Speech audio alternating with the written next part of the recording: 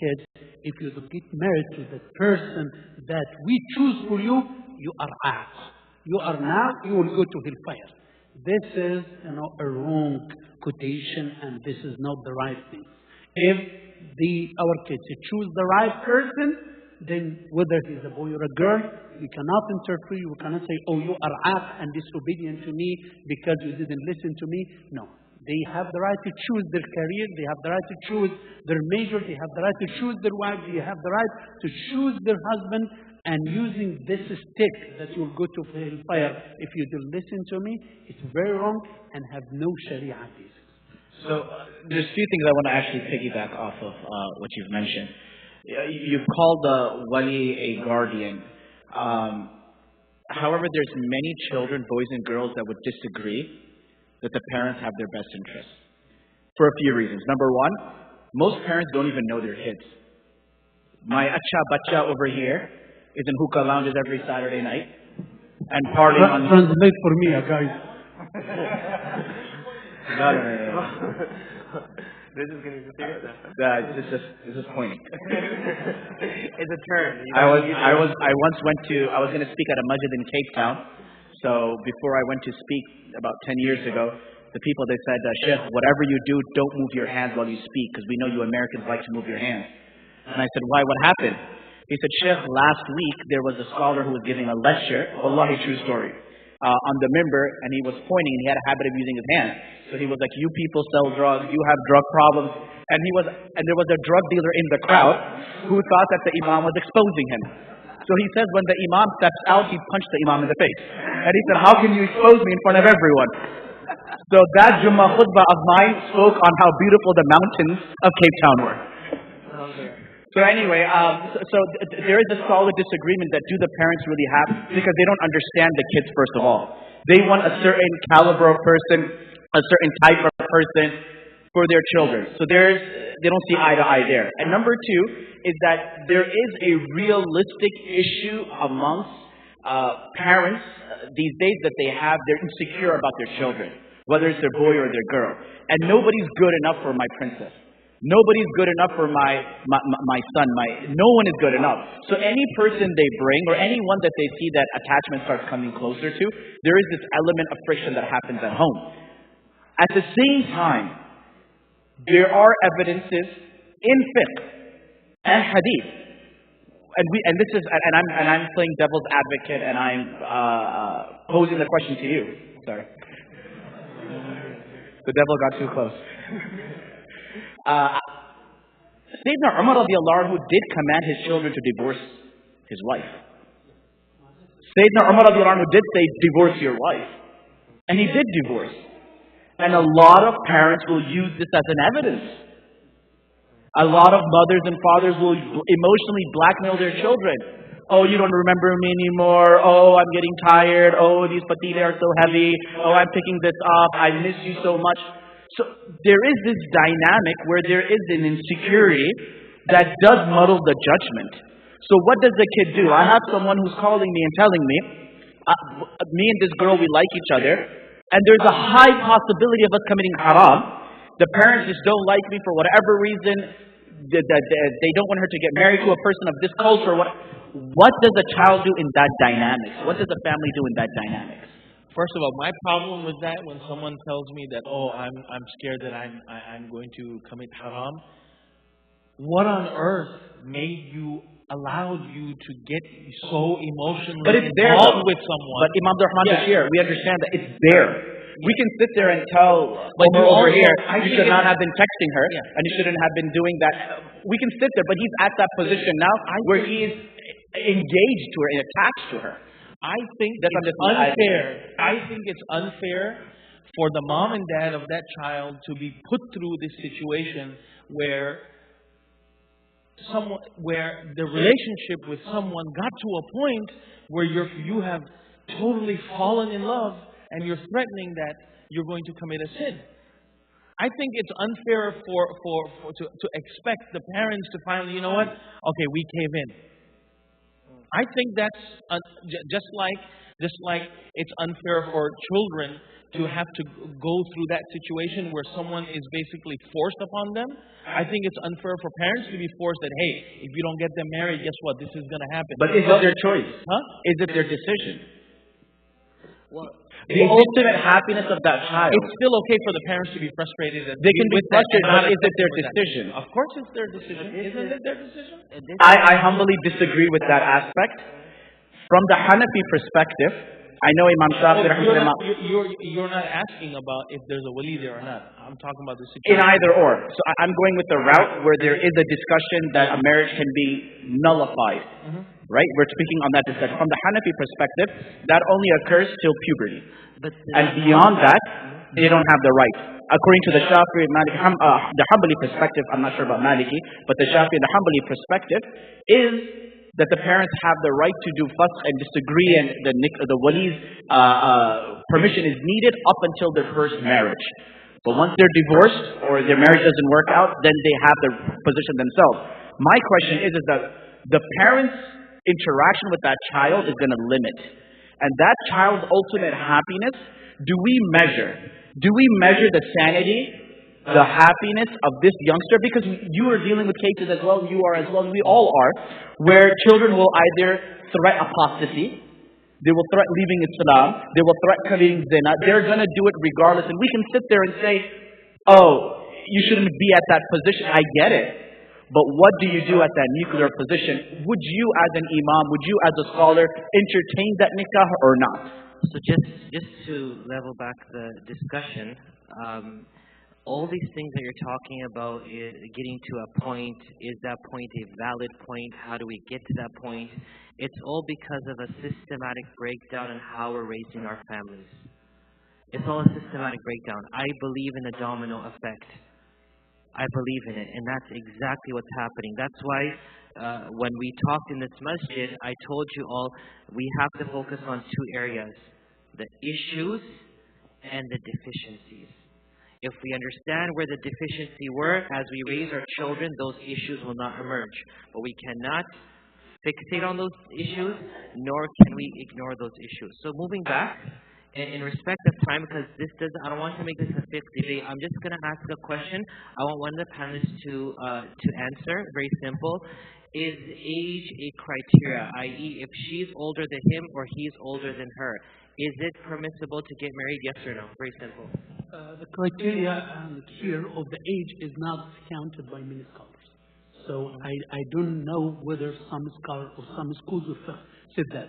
This says the deen, this says al-san'a, this says al-mal, this says al-salama min al-uyub, but none of them mention this. And we have in the story of the wife of the Prophet Muhammad sallallahu alaihi wasallam, Khadija radiallahu anha, how was it a successful marriage. So, okay, moving on to the next One thing, I think where age does matter.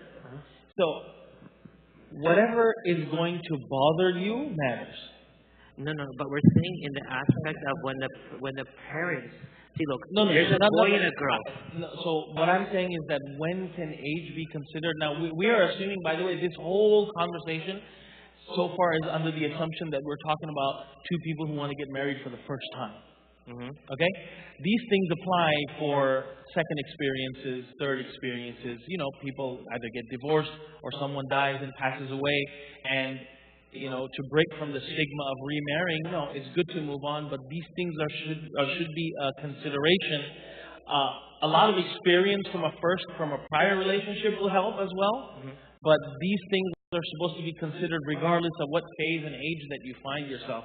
I think one consider where age is important in consideration.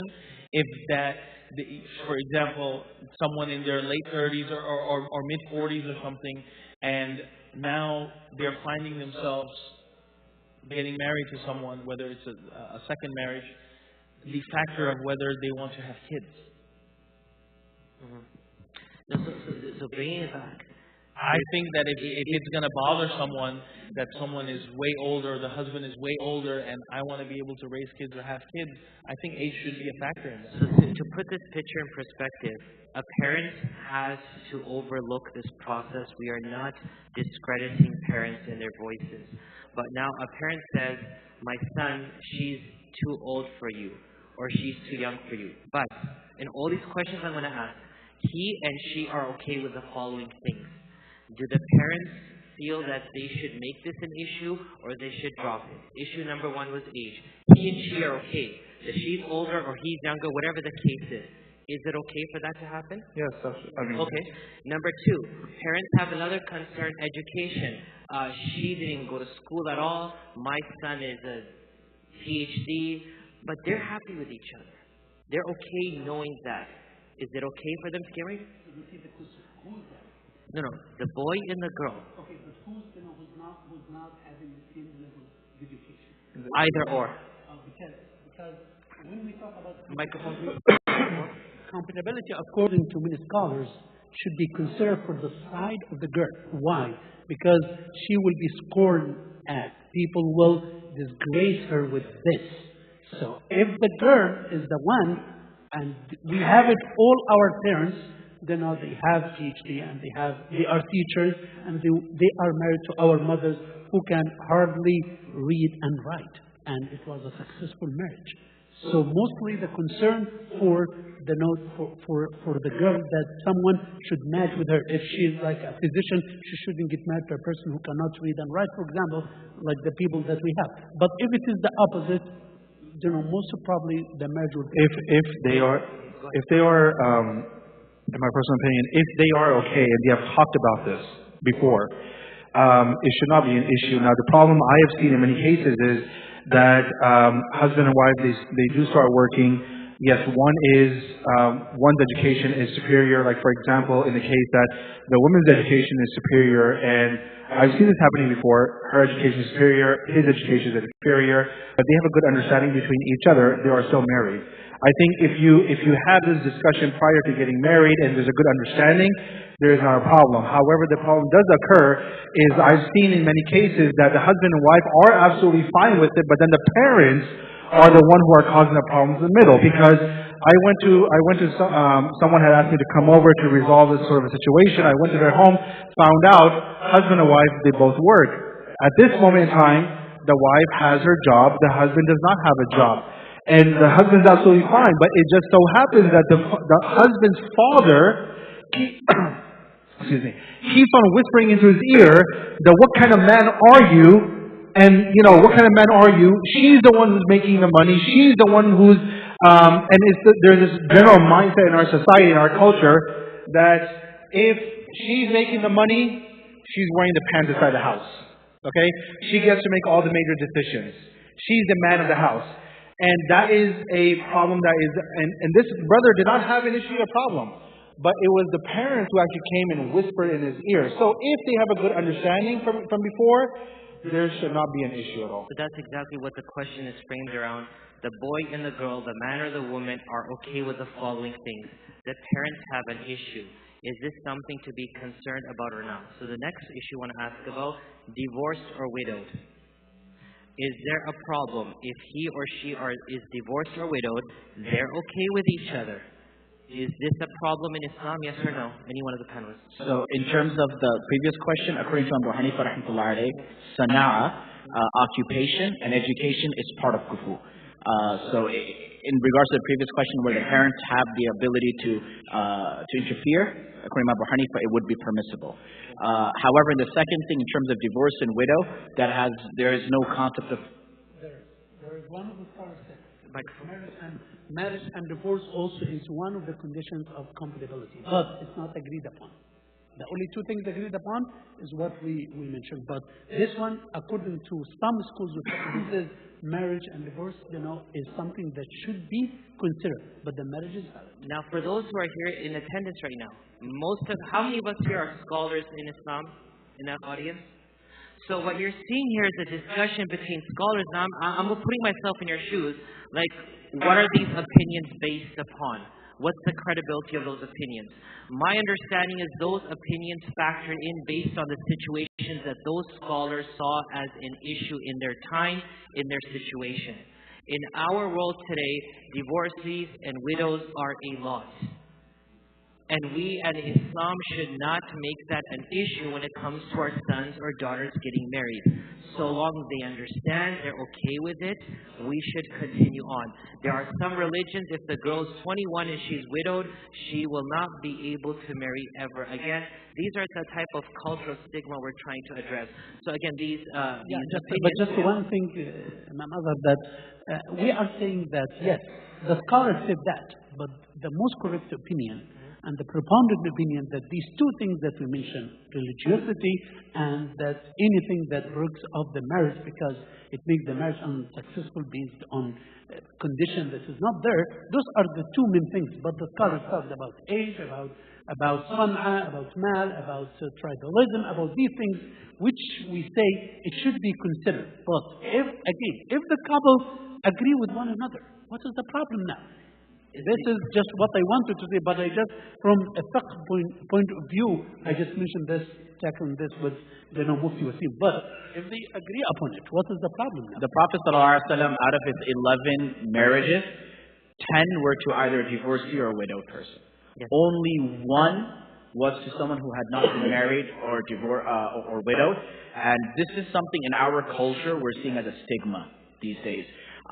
Someone sent a really good question that the people between their 25s or the 20s and the 35s are becoming like this experimental or scapegoat where we're getting all these problems of cultural influences that are kind of just getting on us. And the reality is that it's become this really unfortunate discussion that if someone is divorced or they're widowed, there's no hope for them. But if I was to take you to a quick step and drop you in the era of the Prophet ﷺ in Madinatul Munawwara in the 3rd, 4th, 5th, 6th, 7th, 8th, 9th, 10th, and beyond Hijri, and you were to walk the streets of Madinatul Munawwara, I could guarantee you that there would not be a street where there wouldn't be a person who was married to either a divorcee or a widow. There were many factors for that. The war that used to take place, life expectancy was shorter, health causes. There are many reasons, but there's no doubt that it was very normal. The Prophet ﷺ, and I'll take an extra minute because I think the story is very important for you to kind of get an idea of marriage and divorce and kind of just grasp it from a prophetic lens, from a prophetic filter. The Prophet ﷺ, he has an adopted son called Zayd. And he was known as Zayd bin Muhammad, Zayd the son of Muhammad ﷺ. You can't find a person better than someone who is considered the son of the Prophet. You have another woman, Zainab bint Jahash, who is the cousin of the Prophet ﷺ. So you can't find another woman who is better than the family of the Prophet ﷺ. So you have one person, son of the Prophet, not obviously biologically, but a son of the Prophet ﷺ. A second, a cousin of the Prophet ﷺ. Who is the one who encourages the marriage? It's the Prophet of Allah. Zayd radiallahu anhu, Zainab bint Jahash, they weren't seeing eye to eye, but the Prophet of Allah encouraged the wedding. The marriage takes place. Zainab bint Jahash, thorough blood Arab.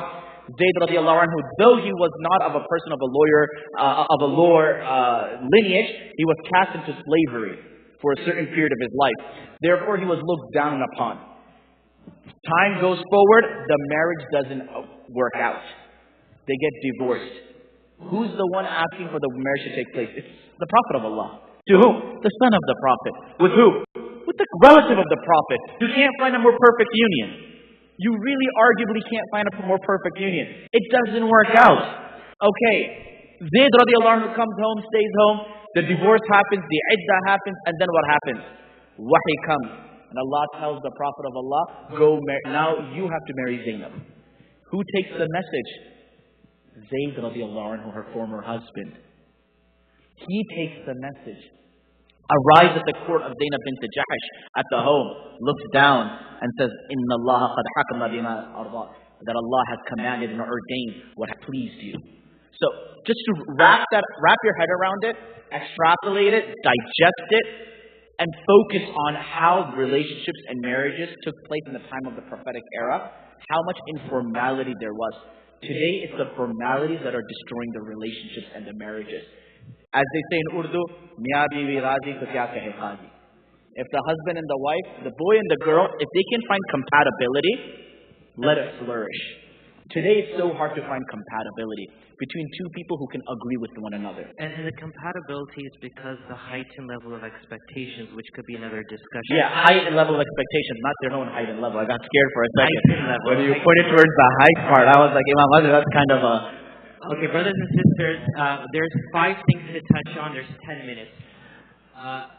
As I said in the beginning, we're not here to solve the issues. We're here to spark discussions. We want these discussions to continue in your local communities. We want you to engage with your imam and your parents and yourself. And we need to talk about these things. There's 5 things we want to touch on. Can I just mention one thing quickly on this subject matter? When it comes to not the widow women, but the divorce, a lot of times what happens in our culture, in our society, is that when we find out that a woman is divorced, right away we assume that the woman was the problem in that marriage. Okay, we assume that the woman was a problem in the marriage and that's why that divorce took place. A lot of times you have to actually go, in all cases you have to go and do your research and find out exactly why did that marriage not last. And you'll find out in many cases, sometimes it's the woman and sometimes it is the husband. Even in I'm going to mention one last thing, something related to divorce is the khula situation also. You'll find a lot of husbands abusing their wives, and when the wife says, divorce me, he says, no, I won't divorce you because if he divorces, that... Okay, but the point I'm trying to make is that we should not just assume that immediately that there was one person who was a problem in that marriage, rather find out the story. Now, I just want to, before we touch on the last 4 things, I want to tell the youngsters something very important. Don't ever discredit the value of what the Prophet Muhammad said. I'll give you one example. There is studies done here in America. You can find these studies online with credible news outlets and universities, that marriages in which a lot of money is spent, the divorce rate in those marriages are higher. 3.1, 3.7 times. If the bling on her finger is in the thousands, the divorce and the lawyer will also be bang. Right? It happens. Our Prophet Muhammad said, أَفْضَلُ النِّكَاحِ بَرَكَةً أَيْسَرُهَا مَؤُونَةً. I wish we had time to talk about this. The blessed marriage is the one in which you spend the least. Go to CNN, go to PBS, there's so many things that I pulled out, but marriages on which there's 30,000 plus spent on it, and that's American marriages. Our disis, mashallah, 30,000 is basically the mahar, which is one of the topics we want to talk about. Yes, I think Sayyidina Umar ibn Khattab, he commented on that, and he says, do not exaggerate in mahr, because if it's good in the dunya or in the akhirah, Prophet Muhammad will marry his daughters with, more mahr, and he will get married with more mahr, but he did it in less than what is equal to less than $100. Correct. So, what is the suggested meher? Should we adopt meher Fatimi, or should we adopt the meher that the Prophet gave to us? We're going to cut right now. But just before we go to those 4, I want everyone to understand, if our Prophet Muhammad said something, don't discredit it. It'll only be time that society will see its viability, and then we as Muslims will slap ourselves on the head and say, why didn't I listen to the Prophet all along? Those 4 things. Number 1, marrying outside of one's race. Marrying outside of one's race. Scholars, I know there's only 5 minutes. We want to talk about race. We want to talk about dowry. Could someone just talk about race? It's the biggest issue. A lot of questions were based on race. The Prophet ﷺ, he inherently did not objectify any person of a specific race. There were multiracial marriages that took place. The concept of race seeps into the discussion of kufu, in the idea that if there are cultural clashes between the family, between the individuals, would that affect the residual nature of the marriage 20 years down the road, 10 years down the road, 5 years down the road? What will be the effects on it? So, from an Islamic perspective, no, there is no issue. Allah subhanahu wa ta'ala says, يَا أَيُّهَا النَّاسِ إِنَّا خَلَقْنَاكُم مِّن ذَكَرٍ وَأُنثَىٰ وَجَعَلْنَاكُمْ شُعُوبًا وَقَبَائِلَ لِتَعَارَفُوا. That the whole purpose is so that you go outside of it. discover outside of your culture. But that doesn't mean just for your green card. That doesn't mean that you're just marrying her for a certain paper and now that's it. She's just. There's been countless Muslims that we've all come across that were former Muslims, and they have a scarring story of another devout Muslim's green card on their back. Don't be that person. Don't be that individual that motivates it. If she was enough for you to earn your green card, she's definitely enough for her to be a keeper. So that's on the racial aspect. Before we hit 13, I know that's a very important question. I'm going to connect it to this. Oh, go ahead, please. So, concerning this point that Imam Wasim is talking about, there is a question here concerning a sister who's saying that she falls in love with someone. She's a girl and she falls in love with a man. And now she's asking about whether there is, whether she waits for him and then, to become a Muslim and then she will get married to him. So I want to say to the sister that here is the point that we started with. So now we are out of criteria now. So, because as Allah subhanahu wa ta'ala said in the Quran, that we should not marry our daughters to non-Muslims. And there is a wisdom beyond, because the sister is saying also in her question, I heard that it's okay for males to get married to non-Muslims. Yes, because of one thing, that we believe in Jesus. We believe in Jesus alayhi salam, and the Muslim cannot prevent his Christian wife to go to the church. But we expect that the non-Muslim husband, if he's married to a Muslim woman, he will prevent her from this, and he does not believe in the Messenger sallallahu alaihi wasallam. And despite of that, we follow the opinion that in the non-Muslim lands, we do not advise our youth to get married to Christians or to the Jews. So, sister, we are out of criteria. Do not wait. Do not wait, because this will cause the haram to go, and it may cause, a bad connection with Allah subhanahu wa ta'ala. It choose the kufu for you. It choose and try to find the Muslim guy whom you are compatible with him. And we were tackling this point that sometimes the race and the people, even after they become Muslims, still you need to see whether you match with him or not. So promises are something that sometimes will not work out. Sometimes we expect, because of our love, we expect from the other spouse that he will do this and this and this, but there is no compatibility here, because he may not do what you are expecting from him to do. So before I give Imam Rahman Bashir, I want you to tell us about how long a person should take before they get married. There's so many topics we want to discuss, and we knew in our meetings that this would not be possible. But just to highlight, before he takes that 20 seconds, it has been medically proven when we marry within the families, the amount of health problems our children inherit. That's why, correct me if I'm wrong, the Prophet ﷺ told us to marry outside of our blood. It's a weak hadith, but even if it's a weak hadith, it's not a fabricated hadith. But we know today, when people stay within their tribes, within their families, it's like cousins marrying cousins, there are many health-related issues.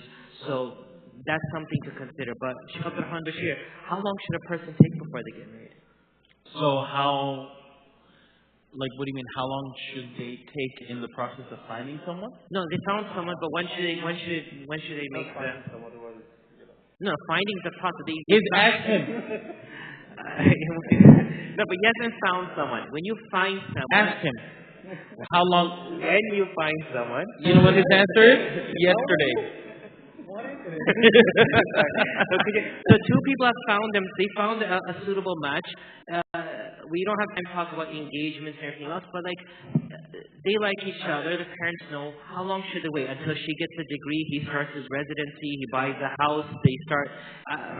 Our driver in Morocco, his name was Zakaria, was 53 years old, and Mullah Abdullah, our teacher, may Allah bless him, asked him, why aren't you married? He said, because until you don't have a car, you don't have a house, you don't have a bank balance, you can't get married. So the question is, how long do you take to get married?